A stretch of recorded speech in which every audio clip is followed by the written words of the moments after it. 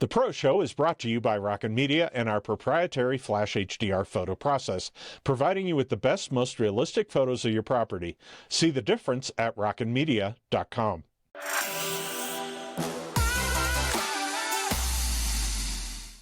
Welcome to the Pro Show. Hi, I'm Rick Mackley. Today's all about roofing. I know. Why would we talk about roofing? Well, whether you're buying or selling a home, it's critical to make sure that you have a good roof and that if you're selling the home, you're not leaving something to somebody else. And whether you're here in Colorado or around the country, roofing has become a major issue no matter where you are in the country. And in the South and Southwest, you've got a lot of tornado issues, and Southeast, you've got hurricane issues in Florida and along the Gulf Coast. And in here in Colorado, we get a lot of hail. So we're talking about roofs today. We're also going to be having Greg talk about rentals and what he's seeing for 2025. And Nancy's also going to be talking about interest rates in 2025. That's all next on The Pro Show.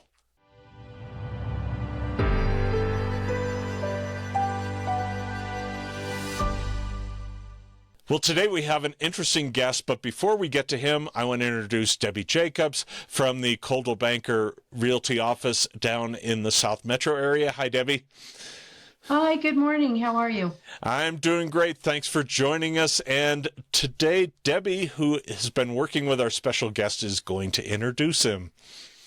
Yes, good morning. I'd love to introduce Scott Lewis. He is my favorite roofer. He and I have been working together for many years, probably at least 8 years. He is my go-to guy. He answers all the questions, and I just thought he would be a great addition to the Pro Show and to our today's event. Well, thanks for joining us, Scott. Great to have you here. Tell us a little bit about yourself. Yeah, Rick, thanks for having me. Well, my name's Scott Lewis, and I am a roofing contractor. I've been in the business for 8 years. I was born in Denver, Colorado, but I grew up in the Midwest.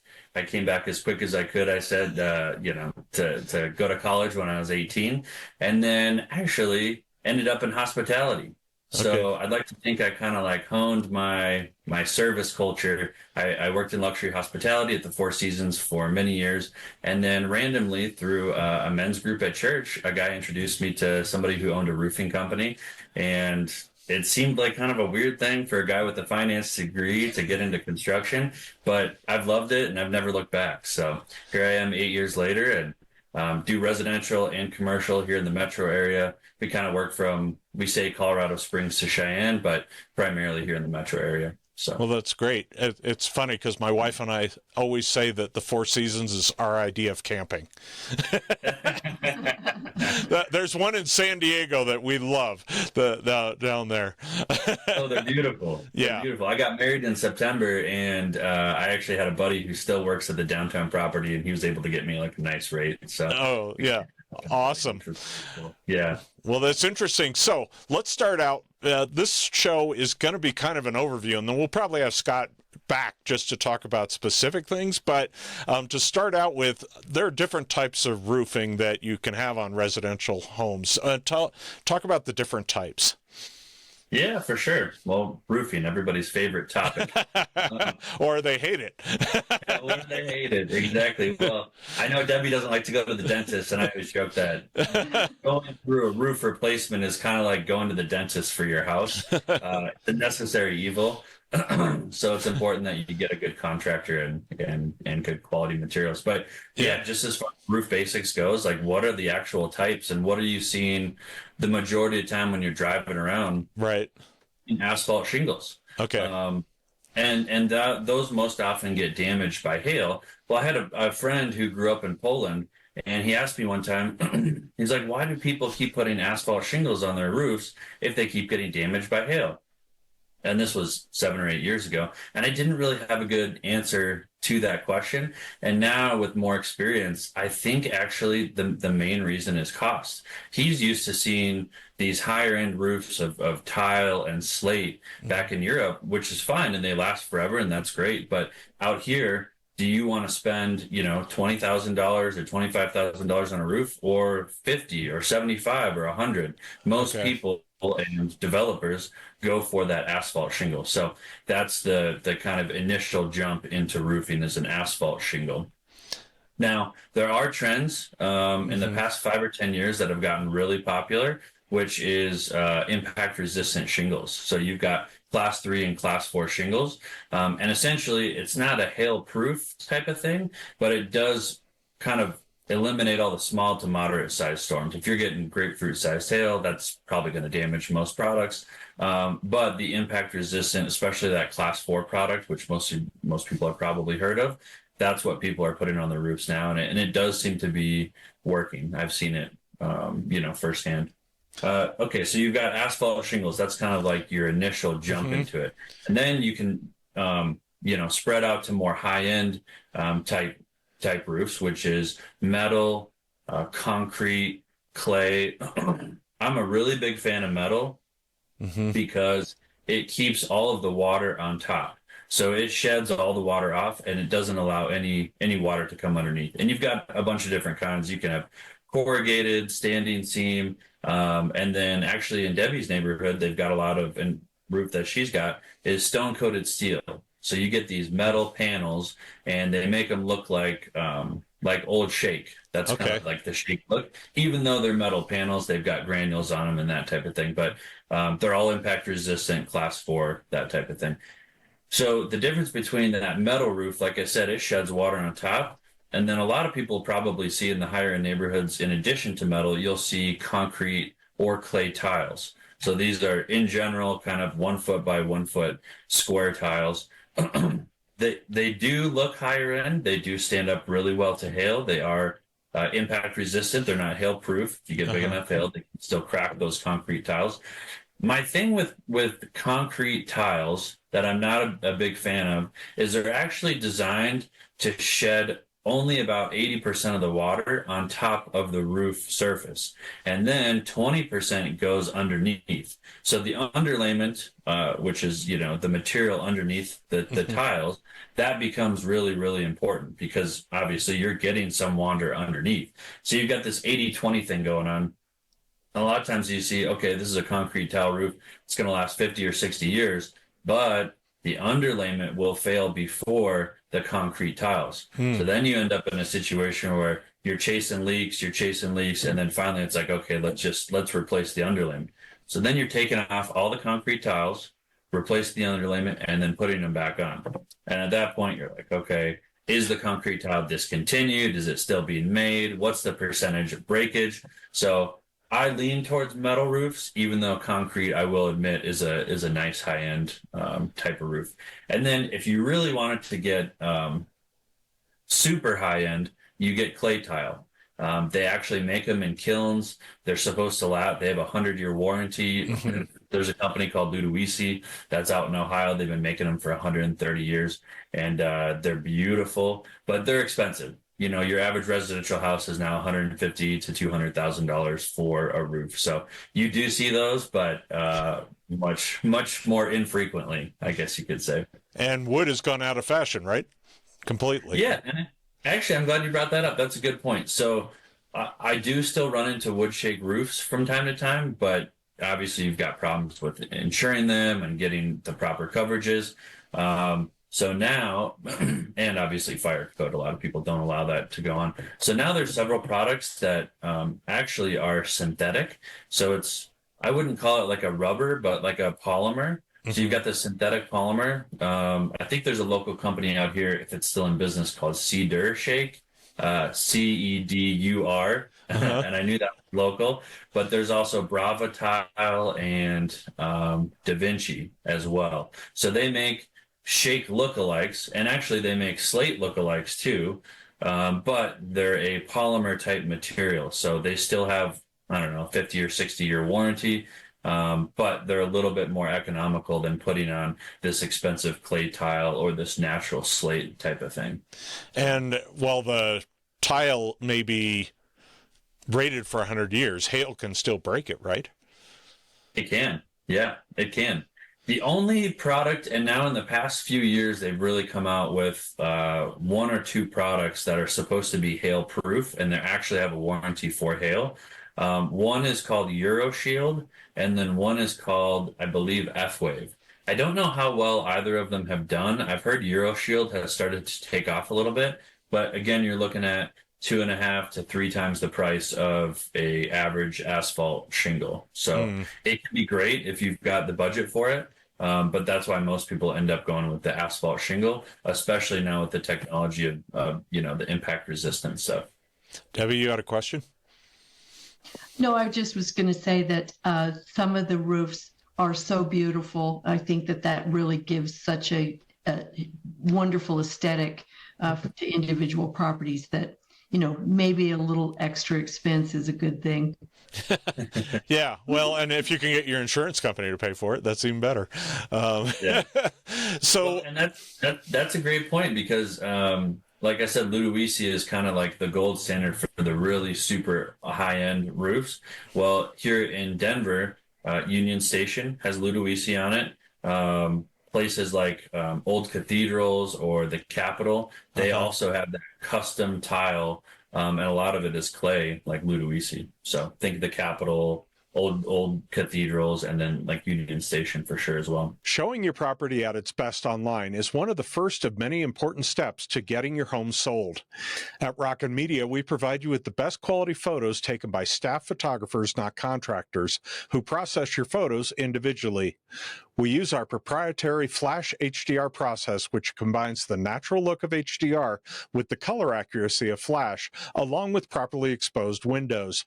Rocket Media's HDR process is clearly exceptional. Find out more and schedule online at rocketmedia.com.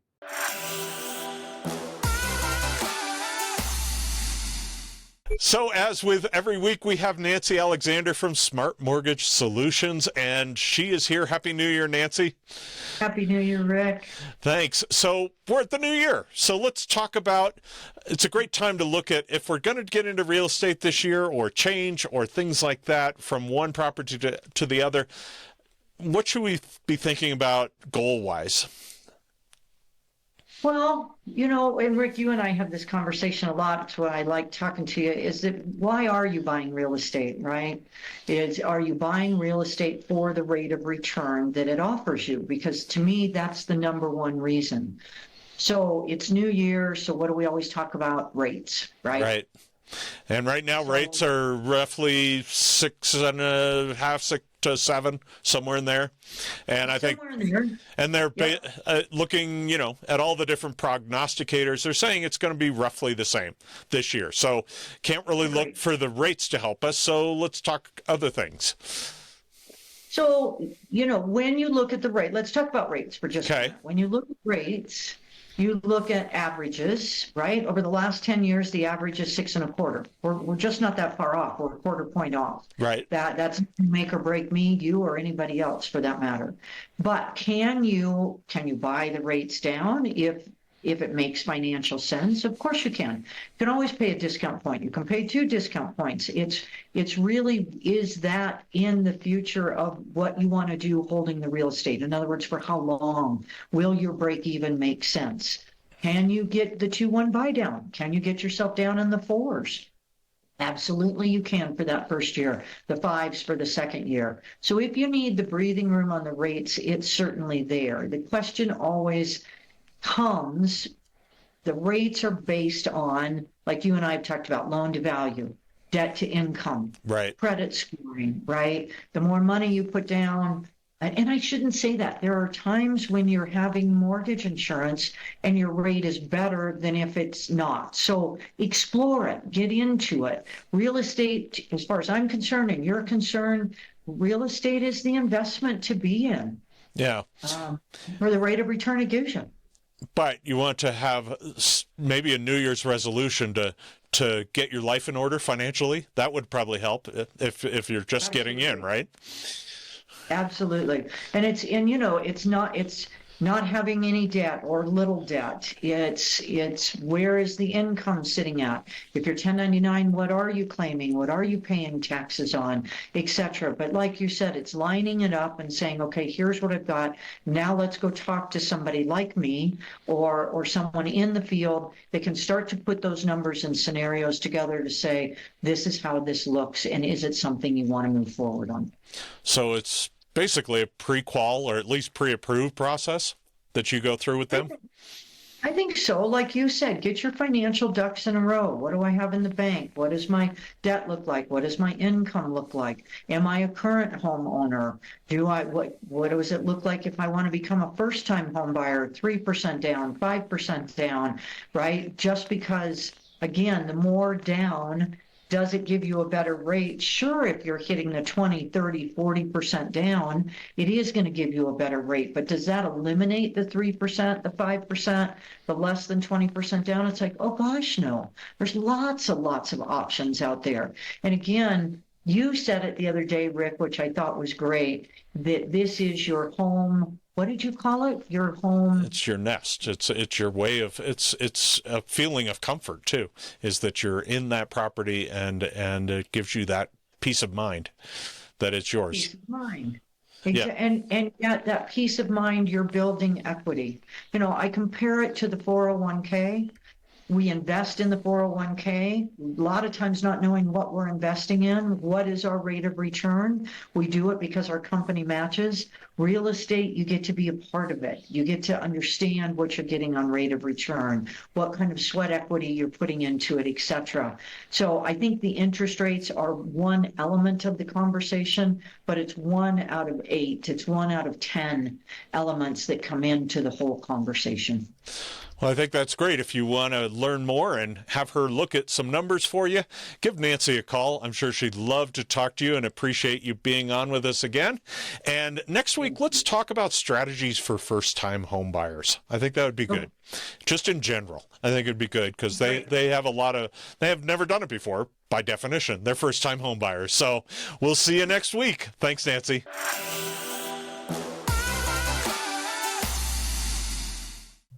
So if I'm buying a house and I'm walking up with Debbie to the front of the house, are there some things I should be looking for that at least would give me a initial appraisal of how good the roof is?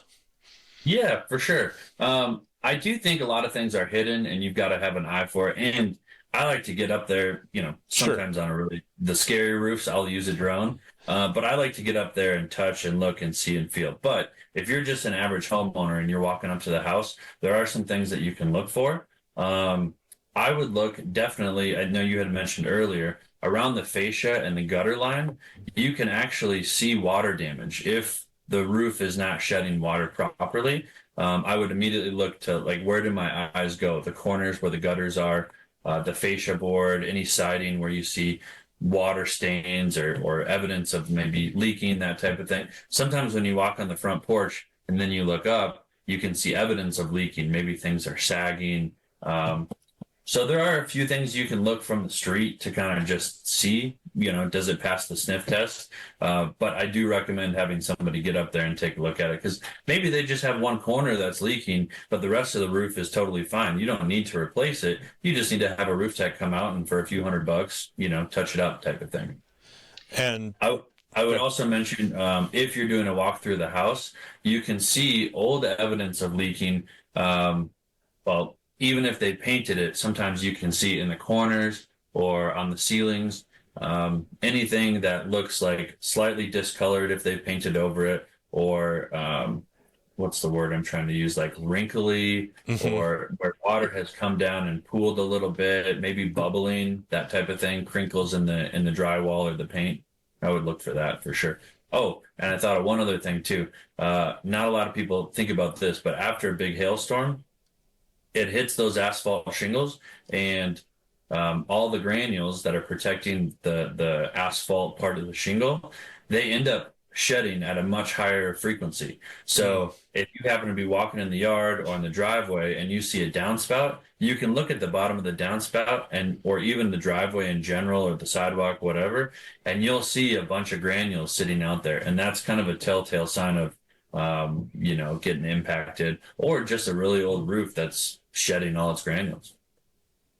How long does it take for a roof to get to that level of, I'm going to say disrepair, that's probably not the right word, but to where you start to see that granulation being, exfoliated off of the roof? Just like normal wear and tear. Yes. I would say I typically start seeing it between years 15 and 20. In Colorado, it seems like with all our crazy weather and the sun that we get, you get about 20 good years out of a roof, barring a big hailstorm, and then maybe 4 or 5 not so great years. So even though you've heard in the past, oh, it's a 30-year shingle, a 40-year shingle, it's got a 50-year warranty. If it's an asphalt shingle, you're probably only getting about 20 to 25 years out of it. And that's if you don't get hit with a big hailstorm. Does asphalt shingle also show peeling if it's starting to wear out? I mean, like it'll pop up, because I know it's supposed to be all flat, right? Yeah. So I guess if you walk up and you see shingles flip back, or missing shingles, or shingles in the yard, I mean, I hope the listing agent would get that under control first. But that would be wind damage. And wind damage, I find, unless the shingle's really old and brittle and is difficult to repair, typically wind damage is much more repairable than hail. Hail hits, the entire roof and is spread out, whereas wind is pretty localized typically. But yeah, it's supposed to be flat. Actually, if you're ever driving by Spear Boulevard, there's an old type of shingle. They don't make it anymore. It's called an organic shingle, and it makes sense because it decomposes. Really? I don't know why we thought. Yeah, there's an old roof. If you're driving northbound on Spear from Cherry Creek to downtown, you'll see it right on the right-hand side, and it just looks like a landfill. Like the roof is peeling and cracking and decomposing, and yeah. So and it they is. don't make these organic shingles anymore. And do you see dimpling with hail on asphalt or not? Probably not from the street, right? Yeah, not from the street. That's why I like to get up there. Sometimes if you're standing on one person's roof and you look across to another's and you're like, whoa, I can definitely see hail damage there. But most of the time it's a little more hidden. And I've had, people tell me, oh, my roof is fine, but you can take a look at it anyway. And I get up there and you've got these big welts, hits from, but they can't see it from the street. And so they assume that it's fine. But whether it's, a week from now or a year or 3 years from now, if that starts leaking or all of them start leaking, all the polka dots, then it becomes a problem. I know that in the past there used to be if you had a problem with like an asphalt shingle roof, that they wouldn't have to peel off the first layer. They could put another layer right on top of it. Do they still do that? I don't typically do that. On some of the commercial applications, we will do layovers. On the residential applications, I believe Denver and most municipalities allow 2, and most of them are going to 1. You lose the manufacturer's warranty if you put a second layer on it. And I believe actually most workmanship warranties from contractors like me were hesitant because once you put that second layer on, it's heavy. What if you trap moisture in there? That type of thing. Flat roofs tend to be a little bit easier because you can do a little bit more prep work.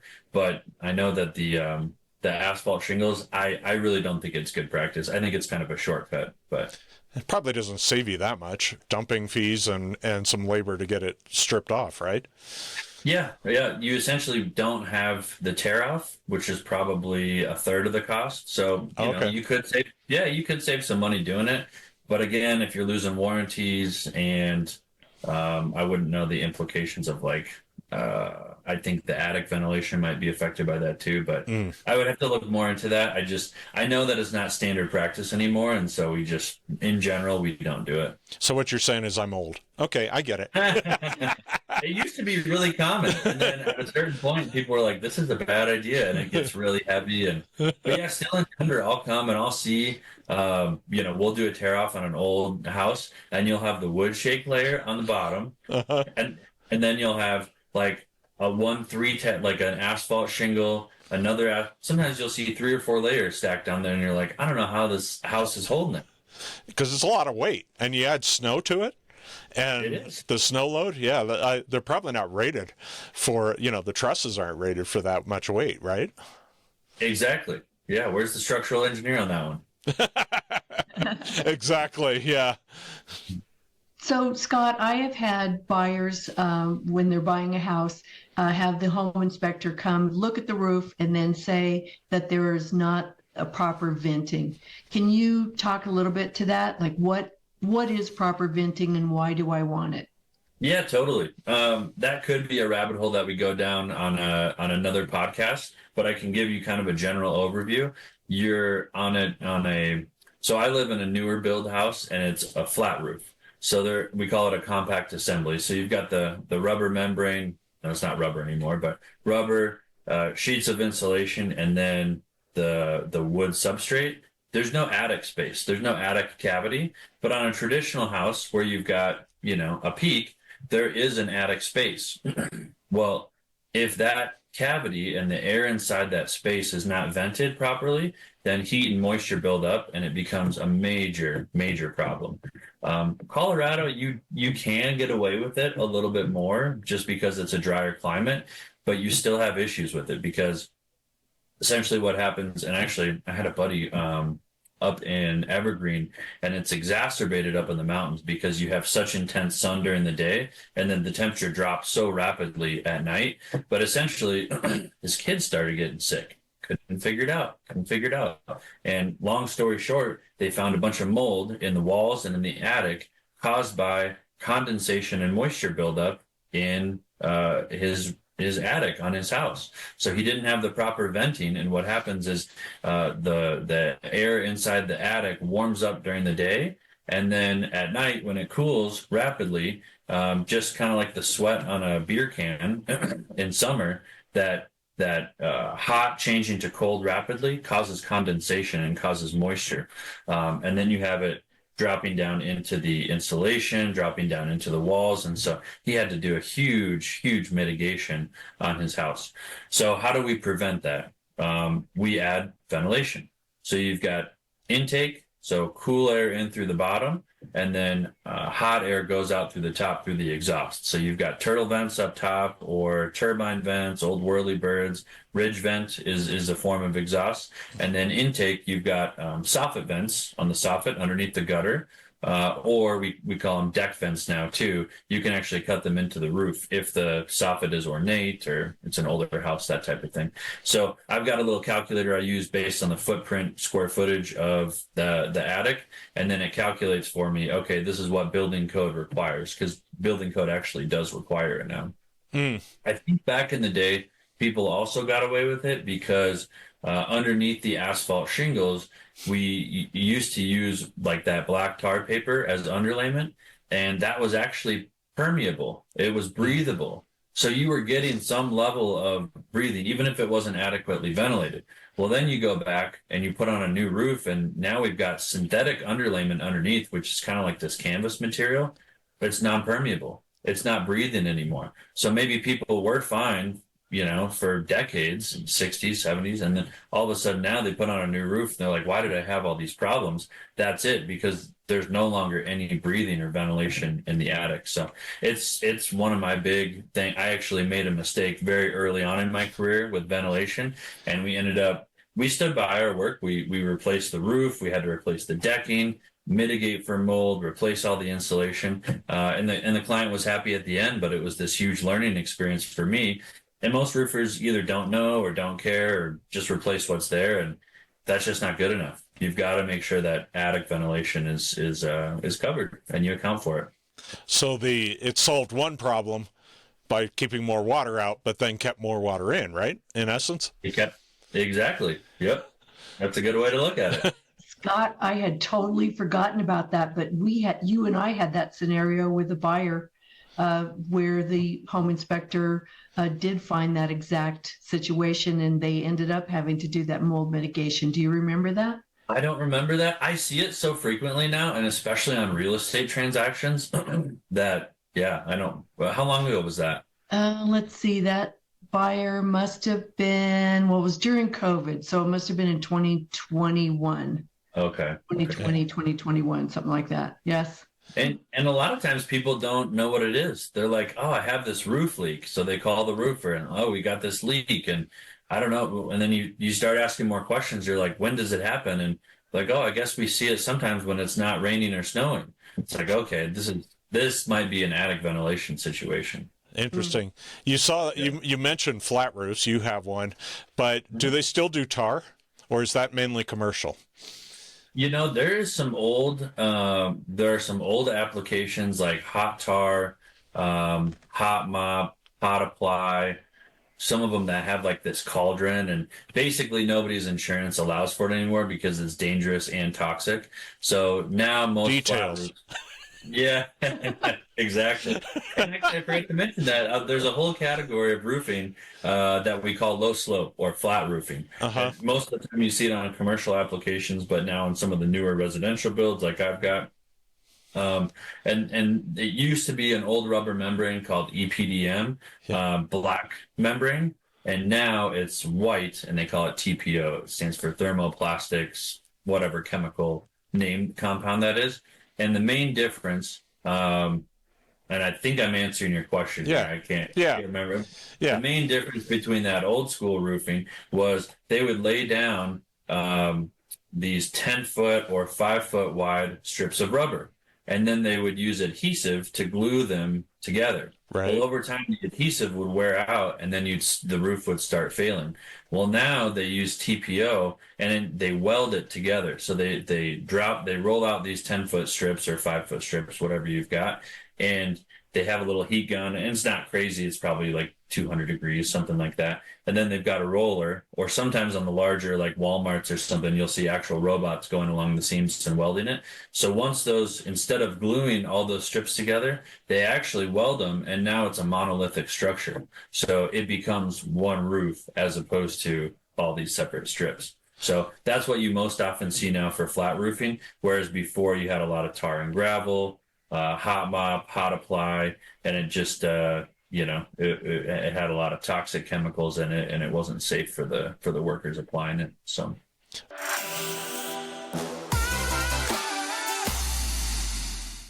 Joining me like every week is Greg Batchelor from Real Property Management, and we talked about maybe talking about 2025, but I think it's better this week to look back on 24. What did we see in 2024? How you doing, Greg? I'm doing great, Rick. How are you? I'm doing great. So what did we see? Yeah, great question. So a number of things began to play out in 2024. So as we now have 2024 in the rearview mirror, here's a couple things. So vacancy rates. We saw vacancy rates begin to climb for both single-family homes, townhomes, condos. Began to see some of that in the multifamily side of it. Now, make no mistakes about it. There are always in any market higher demand versus lower demand areas. And so in that particular equation, we saw certain areas where vacancy rates rose more than others. We saw certain areas where vacancy rates tapered off. Now, the one area I can tell you, condos in particular and townhomes got hit pretty hard. We saw vacancy rates still in the single digits, which we're grateful for, but some of areas where the demand isn't as high, we started to see them pushing on double digits, which that's always a challenge. Then the other component that we see is what rental rates are doing. And in 2024, make no mistakes about it, the year started out with rental rates going up just a little bit. And then as we have seen on any number of graphs lately, it has been slowly coming down. Not substantial, not alarming, but just given the amount of volume that's out there, rental rates have definitely tapered off a little bit. Interestingly enough, not surprised by that. There's been so much talked about out in the marketplace in terms of homes maybe not selling and what do we now do with a home. And so the market just in general got flooded in 2024 with so many rentals, whether that was single family homes, townhomes, condos, it was just happening. No place for prices to go but down. So that's a supply and demand issue, right? Supply and demand issue right from the start. And are homes more demand right now, or single families, or versus condos, or what are you seeing in that, splitting those two out? Yeah, great question. Single family homes are definitely more in demand than our condo townhome products are. Make no mistakes about it. There's still a lot of people that want to have that single family home. We saw during COVID kind of a flight, if you will, out of certain areas where it was more condo focused, i.e. downtown, certain other areas. Some of that flight has remained. And so people took more to the burbs, have stayed more in the burbs, and are still looking in some of those areas. Not to say that people aren't looking for downtown, because they are, but just not the same level of demand that they once were. So north versus south, do you have any idea of whether demand is higher north or south, or is it just more central versus burbs? Yeah, it's very much been more central versus the burbs. Okay, so it's not like, oh, we're seeing a huge glut of inventory out by DIA or Right. that sort of thing. Yep. It's just as you move further out or move further in, there's less demand, is what you're saying? Yes, that Okay. is exactly the case. People Yep. getting out of downtown, heading toward the burbs. Yes, still seeing some more of that. That kind of started during COVID, and it's a trend that has continued to this day. Well, speaking of trends, next week, now we'll go ahead and talk about what you're seeing going forward. It may be different, might be a little bit about the same, but let's talk about that next week. What do you say? Sounds great. 2025 it is. All right. Well, Happy New Year, Greg. And go ahead, and if you want to get a hold of Greg, you can do so at the number on the screen. And as always, appreciate you being here. And once again, have a Happy New Year.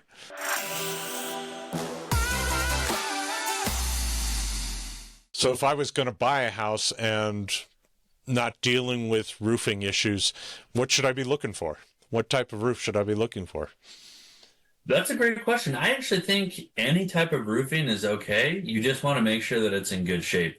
Or if it's not in good shape, that you understand, okay, this roof has half of its useful life is gone. So I need to start budgeting for my deductible or budgeting for a new roof at some point. I'm a big fan of information. What stinks is when people find themselves in a situation, where they're sitting across the table from me, whether from an insurance claim or a real estate transaction, or just, they find themselves with a leak, and they didn't know that they have to have this out-of-pocket expense. So when you are going through a real estate transaction or looking at a roof, it could be asphalt shingles, it could be clay tile, metal, shake, synthetic, whatever. Just make sure that you understand and have a roofing professional tell you, hey, this is a great roof, or hey, XYZ, this is what you should be prepared for. And then as long as you're prepared for it, you're good. Well, on our house, we have metal. And then when we built a tiny house, I actually put metal on there. And we had a bad hailstorm out right after we built the tiny house. And it's got dings on it, but it looks like your car. It's fine. It doesn't leak. So I guess it probably was a good idea if you don't care about the cosmetic. That's true. That is a downside with metal roofing, is you do get cosmetic damage, even if it's not necessarily functional damage. And what we're seeing, and I know you had an insurance person on last week, but a lot of policies now are excluding cosmetic damage. So you want to be careful with that. If you're in a place where you drive up in your driveway and you see this big slope of metal, and I don't know what kind of metal you have. It sounds like maybe corrugated or standing seam. Yeah. It's the corrugated. Yep. You just want to be hey, if that's okay, you seen it, that's fine. If not, I would probably get a different type of roofing system. And I guess to answer your question, in a perfect world, what would I pick? Yeah.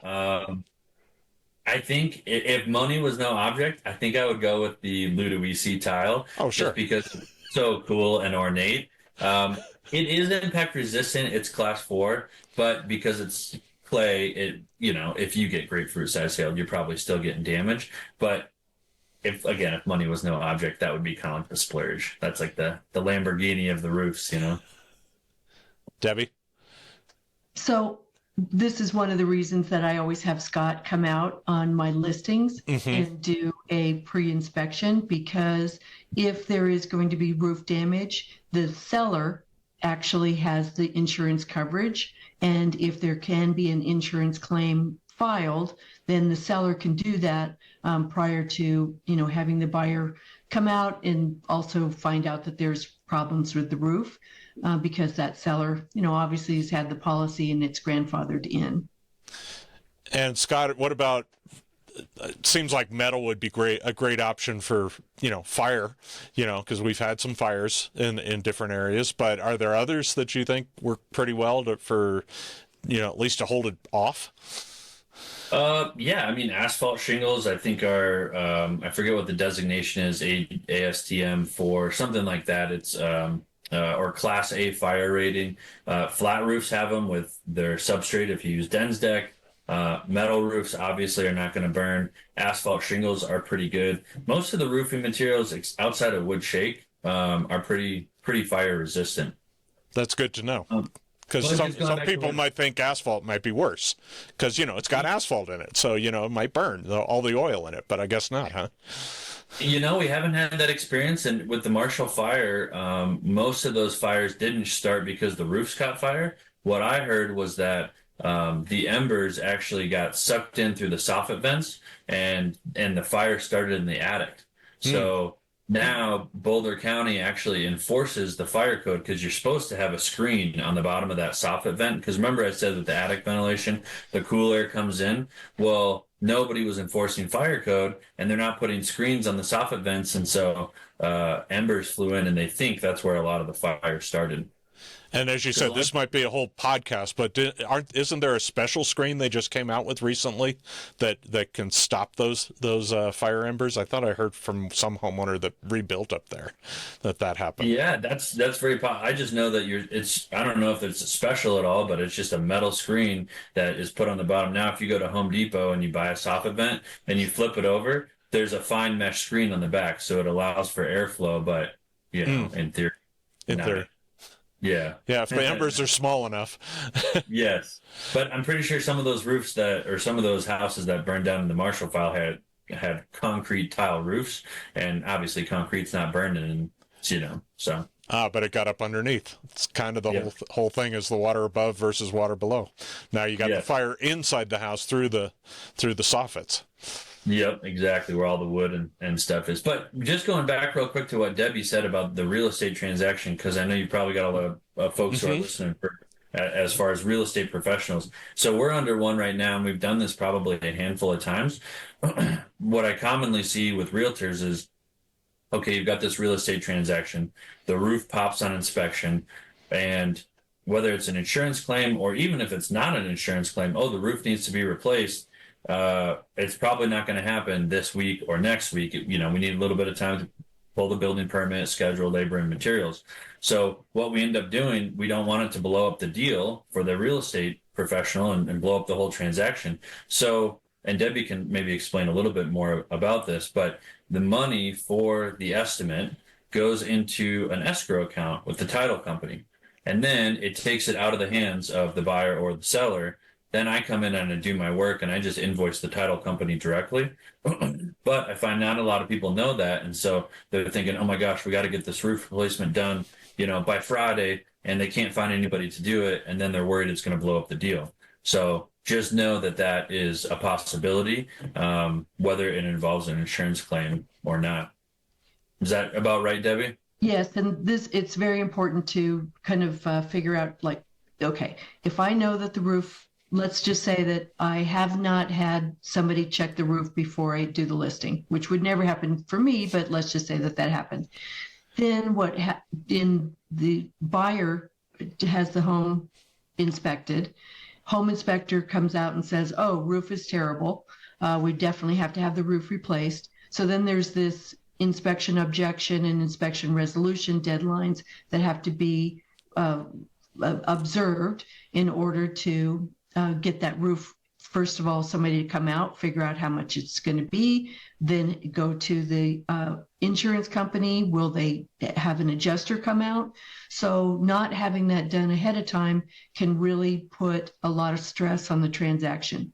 But let's say that we go through inspection resolution, the seller has agreed to replace the roof, and now it's January 15th and it's 12 below. Obviously, we're not going to be able to put on a new roof.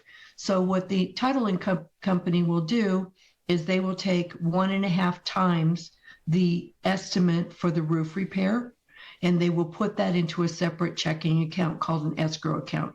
And then that's how it gets taken away, out of the hands of the seller and the buyer, and then turns into, an insurance claim, and then also for the roofing professional. Well, that obviously can take a lot of stress off of the whole process, because especially this time of year, we're almost to the January 1st or a little beyond that. And now we could get 6 weeks of snow, which makes it kind of hard to replace a roof. And you may not be able to get to it until May, and in certain parts of Colorado. So especially up in the mountains or down in Crested Butte, that sort of area, where they got tons of snow, right, Scott? And yeah, exactly. And I never mind coming out. Debbie always calls me, if it's just for an inspection. Most roofing contractors will offer free inspections, but I think it is important. I can't speak for the other trades. I know the roof is by far the most expensive individual component of the house. So I think it's probably worth having a roofer come out and look at it. But I went to do a repair. This is for another real estate agent. He didn't have me come in before the transaction closed. He just had me come in and do a repair afterwards. And I got up on the roof, and he had a home inspector come out there. And I'm not talking bad about home inspectors, but I got up there and the roof was in really, really bad shape. And but at that point, they're under contract. He asked me to do this repair. I'm just going to do this repair.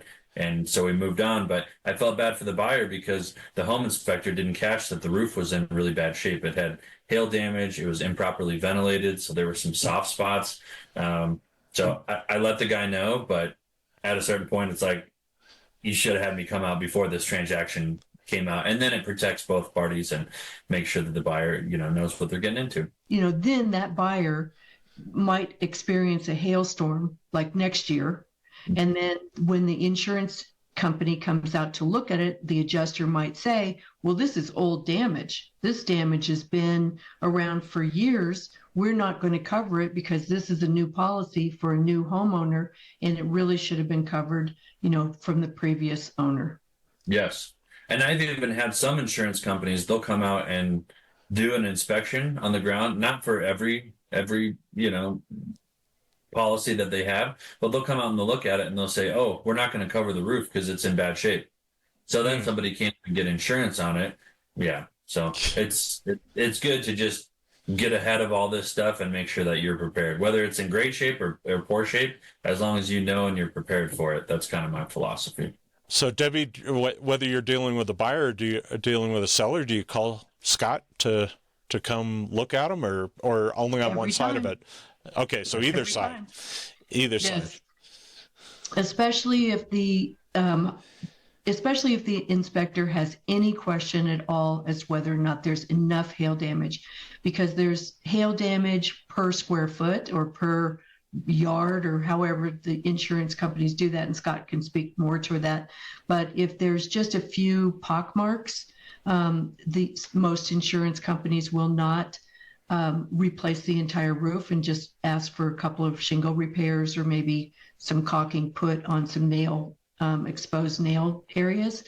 But if the home inspector even has any question, then I always have Scott come out and just double check. Awesome. And so that's on the buyer side, right? Or on the when you take a listing and you've got questions, do you bring them out then so it's not a surprise, or not?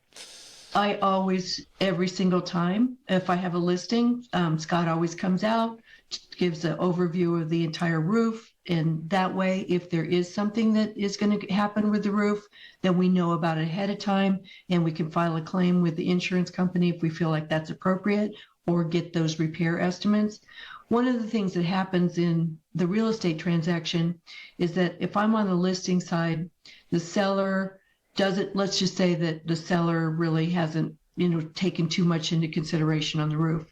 The buy side always thinks that the roof repair is going to be $5,000 to $6,000, right? Mm-hmm. And Scott's company might be able to come out and do the repair for $650. Uh-huh. So if we know about it ahead of time, we already have the estimate, we know what it's going to cost, and we're not having the buyer come and, basically hold the transaction up for an unreasonable amount when we already know what the repair cost is going to be.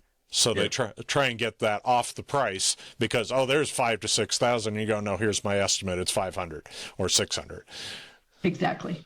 In fact, Scott and I are under contract with a roof repair that he just did for me that was exactly that. Yeah.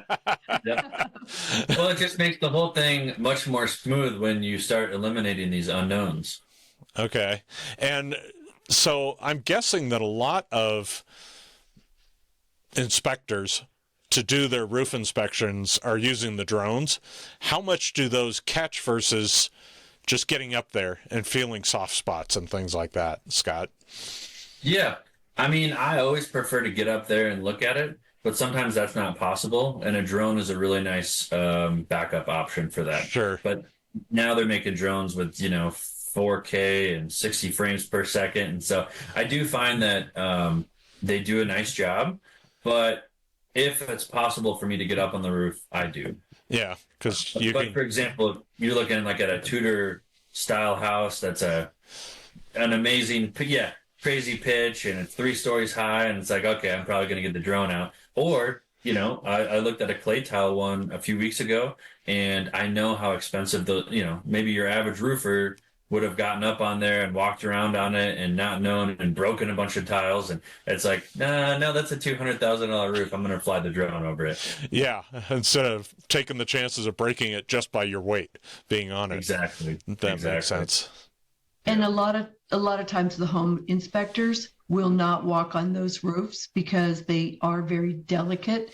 The stone coated steel especially, they sound like they're going to be really heavy and really walkable. Robust. But the fact is that they are very, very lightweight metal. And so if they're not walked on properly, they can really create a lot of damage. So some of the home inspectors will only use the drone now. Yeah, and those are great roof systems. They're not meant to have people partying up on the roof. Yeah. And what percentage do you find where it's just a repair versus a replacement, Scott, when you get up there? Oh, that's a good question. I mean, I always give Debbie my honest opinion, but I would say that's a great question. I have no idea. I mean, I guess if we take the 3 that we've worked on in the past couple of months, 1 was a replacement and 2 of them were a repair. Okay. But I mean, obviously, it's all facts and circumstances for each house. But so that makes a lot of sense. Anything else we should know on this broad overview? This has been a great discussion. We didn't really touch on how to select a good roofing contractor, and I won't go too into the weeds on that. I'll just say I think service, communication, and education are really important. That's a great. You want somebody who's going to pick up the phone and who's knowledgeable, and just so often, my industry unfortunately is not known for that. So just make sure you do your research. So the least expensive may not be the best because you may never be able to hear from them again if there's an issue or whatever, right? And, what did they say? The cheapest bid is ultimately the most expensive. Yeah. Are there any other tips, obviously, besides because sometimes it's hard to tell whether there's communication because when you talk to them, they're trying to get the business, but how can I find out, are referrals a good thing to figure out, or how's that work? Yeah, in my own personal, whenever I'm looking for a contractor, and I've got a pretty good Rolodex, but let's say I don't, I love warm referrals. Somebody who has done business with them before that I'm friends with or I have a relationship with, there's a bunch more trust there. But as far as a roofing contract, there are some things you can do. You can see if are they a national company? Are they a local company? Are they well reviewed? Even just on Google, do they have any complaints on the Better Business Bureau? Are they involved in trade groups, industry trade groups like the Colorado Roofing Association or the National Roofing Contractors Association, those type of things? And then I guess just to answer your question about the individual salesman, if somebody's trying to get the business and they're calling you back and that's good, but you're not in a hurry, let's say you don't necessarily have to get the work done today.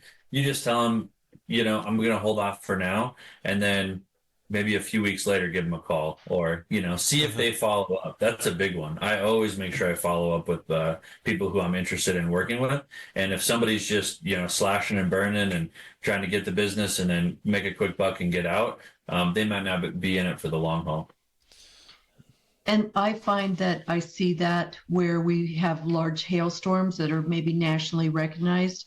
What will happen is these companies may come in from out of state, and they are temporary companies that are here for just that short duration to repair homes as fast as they can, and then move on to the next storm event nationally. Interesting. That's a great point. Even sometimes the local companies, because there's so much work, they're going to hire a bunch of people that don't know exactly what they're doing or haven't been educated or trained properly. And so maybe that's another good point too, is if you're talking to a sales professional, it's like, how long have you been doing it for?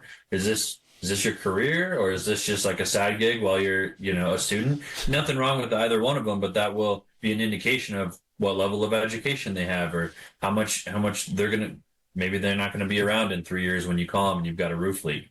So this industry is like many others where you may have a national company, but they're hiring contractors, some of which may be local or some just brought in, right? Yeah, that's a good point too, for sure. So that's something to definitely keep in mind, that when you're asking questions, don't just assume, oh, it's XYZ. I've heard them on TV for 50 years, that they're going to necessarily, ask the question, well, who's going to do the work? Yeah, that sort of thing, right? Exactly. Yeah. So I do sales and project management. There are companies that have a strictly sales model. So the salesperson comes in, you get to know them, they make you feel comfortable, design them, and then all of a sudden, as soon as the contract's signed, they pass you off to a production manager who may or may not be understanding of what the salesperson has promised. Okay. So that following it through by having your method makes it a lot easier to get an end result, right? Yeah, I always ask, like, okay, am I going to be working with you, or what's going to happen actually on the day of the job? And so me personally, I'm one point of contact from the very beginning to the very end. Some contractors have different models, but it's important as a consumer that you understand that going in. Again, if you understand it and you're okay with it, that's fine, but just make sure you have the information.